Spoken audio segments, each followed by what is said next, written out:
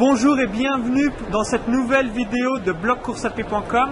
Donc aujourd'hui je suis avec Benjamin Malati qui a été champion de France en 2012 de cross-country.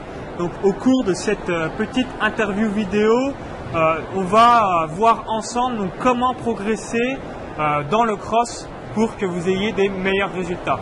Donc salut Benjamin, est-ce que tu peux te présenter brièvement pour nous expliquer tes débuts jusqu'à aujourd'hui dans la course à pied?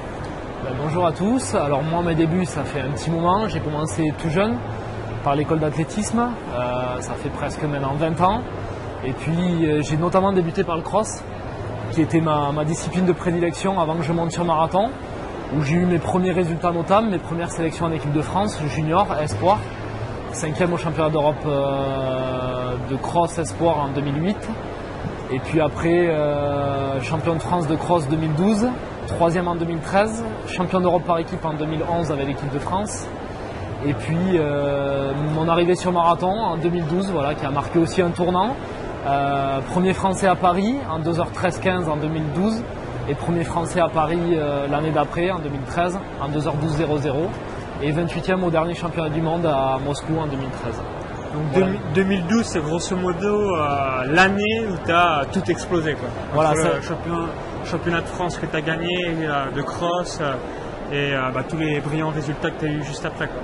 Ben oui, c'était l'année du tournant, mais je dirais plutôt que c'est 2011 en fait, c'est cette sélection pour les championnats d'Europe acquise au mois de novembre et qui m'a amené jusqu'au championnat d'Europe et ma 12e place et le titre par équipe qui m'a relancé en fait parce que cette sélection ça faisait 2 ans et demi que je l'attendais et c'est elle qui va être le déclencheur du titre de champion de France et puis derrière du marathon et de la belle performance. Donc voilà, je n'oublie pas la fin d'année 2011 parce que c'est elle qui permet de basculer sur les résultats 2012 et c'est vrai qu'au final le bilan de l'année 2012 a été tellement prolifique que voilà, ça m'a amené sur une nouvelle dimension, de nouveaux partenaires et voilà, une nouvelle envie de continuer à progresser.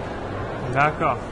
Alors quels sont les entraînements spécifiques pour progresser en cross-country, pour arriver à faire une excellente saison de cross? Quels sont les entraînements à effectuer? Alors les entraînements, c'est des entraînements complets, mais ce que l'on retrouve un petit peu dans toutes les disciplines, il faut avant tout pas oublier la grosse partie foncière, donc le footing, travail de seuil qui est aussi important, mais que l'on retrouve sur semi, sur le marathon également. La VMA qui est aussi importante puisqu'il faut quand même conserver une part de vitesse. Après on va dire que l'entraînement un petit peu type du cross ça va être le fartlek que l'on peut faire en nature parce que c'est le sol que l'on va retrouver sur les parties cross. Donc là c'est des jeux d'allure qui peuvent varier de 2 à 5 minutes voilà, avec des récup qui peuvent être sur du temps d'effort ou sur jusqu'à moitié temps d'effort et on va dire qu'on va retrouver le sol et puis c'est vrai un petit peu des enchaînements voilà, de courte durée qui vont préparer aussi sur un effort de cross-country.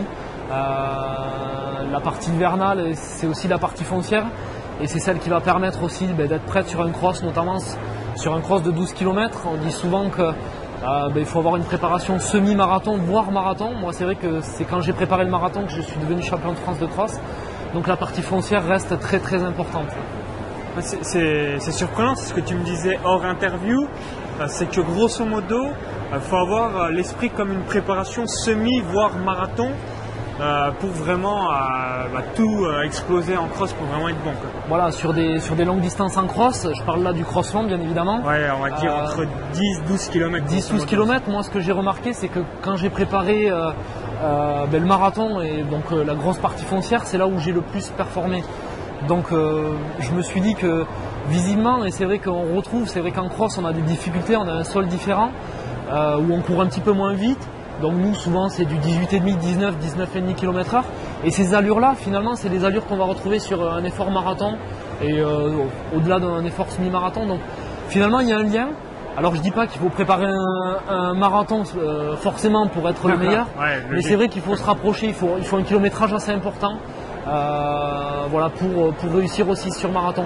Alors après c'est vrai que si l'été on va passer sur du 1500 ou du 3000 ou du 5000 mètres, pas obligatoire, voilà, il va pas falloir préparer un marathon non plus et d'énormes kilométrages, mais c'est vrai que moi par rapport à mon expérience, la préparation de marathon m'a beaucoup servi, enfin, le kilométrage en particulier m'a beaucoup servi pour être le plus performant sur le cross. Donc si vous faites du long, hein, n'hésitez pas à avoir une préparation comme entre guillemets comme un semi, ne pas avoir peur de faire pas mal de foncier. Et également concernant les côtes, hein, moi par exemple je sais que je faisais pas mal de séances de côtes. Est-ce que toi aussi tu en fais énormément pour préparer les crosses Alors, ou pas vraiment? Ouais, j'allais le rajouter, j'ai oublié un petit peu dans les séances type. Oui, j'en fais, c'est important. C'est important notamment parce que ça fait partie du renforcement. Pas spécialement, c'est vrai qu'on retrouve des parties en côte hein, sur du cross bien évidemment. Mais c'est pas l'unique objet, c'est vrai que ça fait partie du renforcement. C'est une séance qui permet de se renforcer physiquement et c'est vrai que l'hiver on a besoin aussi d'être fort physiquement, notamment en cross. Donc primordial aussi à caser. Moi c'est vrai que j'en fais pas toutes les semaines, mais c'est vrai que toutes les 2 semaines j'ai une séance de côte qui vient compléter l'entraînement et qui vient additionner aux autres séances citées précédemment dans le début de l'interview.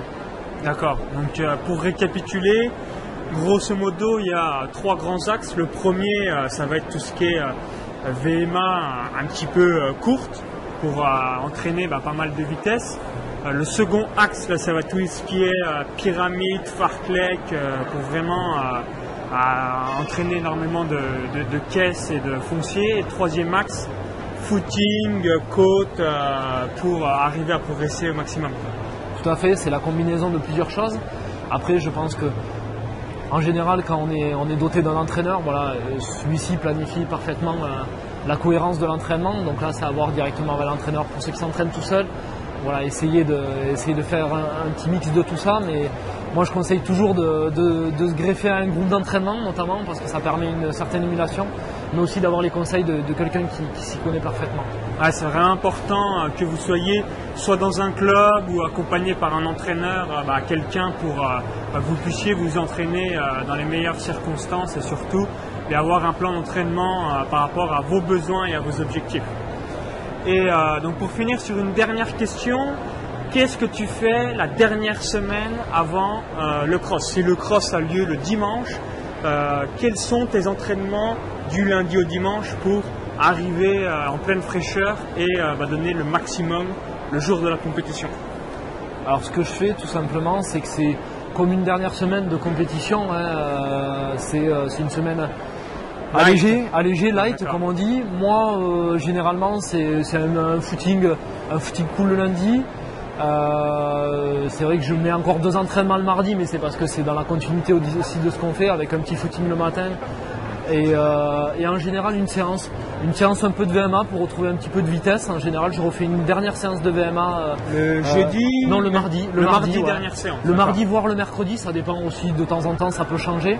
Voilà une dernière séance où on retrouve un petit peu de rythme, on a travaillé quand même une grosse partie foncière, essayer de retrouver un petit peu de pied. Et puis le mercredi en général ou inversement, donc là je retrouve un footing plutôt cool avec un petit rythme sans plus. Et c'est vrai que le jeudi, donc à 3 jours, petit footing avec des bonnes lignes droites, histoire de remettre du rythme. Vendredi repos et samedi petit footing en général sur le parcours ou chez soi si on n'est pas trop loin du cross. Voilà, donc c'est une semaine très light. Je fais en général plus trop de travail foncier, mais voilà, retrouver un petit peu de qualité pour retrouver un petit peu de vitesse. En général, le gros du travail est fait. Donc là, on a juste à bosser les ajustements et en général, ça va bien. D'autres fonctionnent différemment. Voilà, moi, je suis sur ce principe qu'il n'y a pas véritablement de vrai secret en athlète. Chacun a sa méthode. Pour moi, voilà, je donne ma vision des choses, mais ce n'est pas la seule. Ah, d'accord. Et pour le mot de la fin, quel est l'échauffement à faire ou qui est conseillé de faire avant la compétition d'un cross? Alors, voilà, généralement, comme toute autre compétition, hein, tout simplement, moi je m'échauffe entre 20 et 25 minutes. Voilà, tout doucement, il n'y a pas besoin d'en mettre trop. Essayer de bien se chauffer, c'est vrai que l'hiver il fait en général très froid, donc essayer de bien se couvrir. Le but étant de se chauffer, si on part un peu en tenue allégée, c'est pas très bon. Et puis après tout simplement des petits exercices de mobilisation, des petits étirements très rapides, très succincts. Et puis quelques gammes, quelques travails de pied, puis après voilà, quelques lignes droites sur la ligne de départ, histoire de bien se mettre en selle, voilà, avec les pointes. Le mieux c'est aussi de pouvoir jauger le terrain sur les lignes droites ou en dehors du terrain pour voir comment est le terrain le jour J. Voilà. Chaque terrain, c'est vrai que le terrain diffère beaucoup en cross.